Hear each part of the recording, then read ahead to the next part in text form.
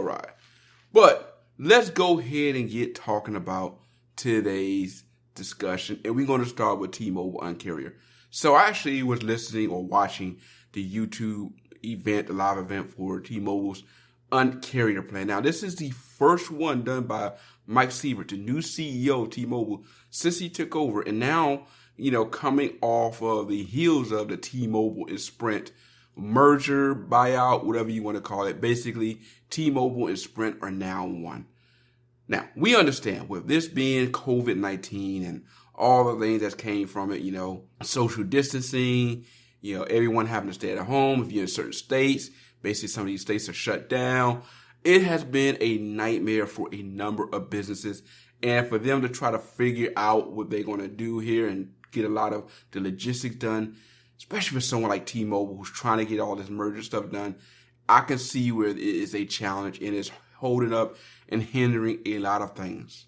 So I get that. I get that a number of things are basically being put on a back burner until all this is all over. But with this Uncarrier, I want to say we expected a lot more. At least I expected a lot more. Even though we know a lot of that stuff was put on the back burner, how do you have an Uncarrier event and you do not discuss more on the 5G thing? Not just the 5G, but also what we should expect from this merger. What can we get from it? Basically, as those of us who are on T-Mobile, and I'm pretty sure those on Sprint, we basically want you to throw us a bone. Throw us something. Give us something to make us feel like we got something out of this. Because this entire event was basically based on spam and robocalls. Now, I'm not going to say robocalls and spam is not a problem. In fact, I will argue that we understand that it is annoying. Now, for me as a Pixel user, the first thing I would like to say, or I have thrown out there is, hey, I'll be looking forward sometimes to these spam callers because I have the Google call screening app. That said, I realize that feature is not available to a number of users because, one, they don't have a Pixel, and Google have not made that available for a number of Android phones and other phones out there. So I understand that this needs to be addressed. In fact, I get it. This has been an issue that people have been complaining about for years now, and we were like, look, it's getting out of control. It really is. It's like almost every other call for some people is a robocall, and it's to the point where they're getting very, very, better at it or getting much wiser with it. Because you go to block one number, next thing they call you with another number. And you sitting here, you feel like you're fighting this never-ending battle of blocking numbers only to have another number call you with it's the same person spamming you. And the presentation, the way they presented that, though, I kind of scratched my head, talking about how a number of people have been scammed for these spam callers, people giving away money and personal information that they shouldn't be giving. And I'm gonna be honest with you, I was sitting there, in a way laughing. I'm like, first of all, who is falling for this? And then I had to step back and think about it. Well, I can see it. I can see that there may be someone who may have, believed or who may be naive enough to give up that information, for whatever reason. So I get that the carriers need to step up and address it. I'm actually all for it. But is this really an Uncarrier event worthy thing? Do you really need to use this event to talk about this? Because this could have been done with just a PowerPoint, some music, maybe a couple of B-roll, and you're done. You didn't need an Uncarrier event for this. Yes, this needs to be addressed. But let's not act like T-Mobile is the only one addressing it. We know that all the carriers have already said that they're coming together to address this together. So it's not like it's a T-Mobile thing only. Verizon is going to address it. AT&T is going to address it. So we know it's getting addressed. And I really feel like coming out of the gate, being the new CEO taking over post-merger, I was hoping they would be able to present more in this Unpacked event. I keep wanting to call it Unpacked, in this Uncarrier event, than what they present. It literally was, the entire event was based on spam calls and robocalls. That was it. And the funny thing is the *62* thing that they tell you to dial, which I tried twice, and I think other people have as well. It hasn't worked for me so far. And what I like was towards the end of the presentation, a caller actually brought up a good point. They were like, look, all you did was take a lot of the apps and stuff that you already had in the store, all your programs, and you just bundled it together and you called it, like, made it seem like it's some big event.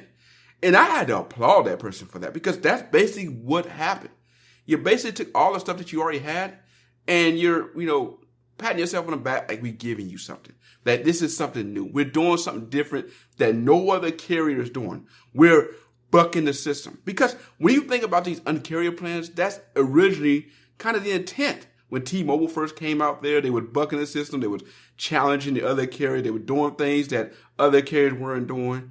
And it was like what got a lot of people on fire and excited for T-Mobile. It started with, we say unlimited data, there's a number of things that John Laguerre did with that. And that being this Uncarrier events. And here we are now. We're like, man, you wasted an event.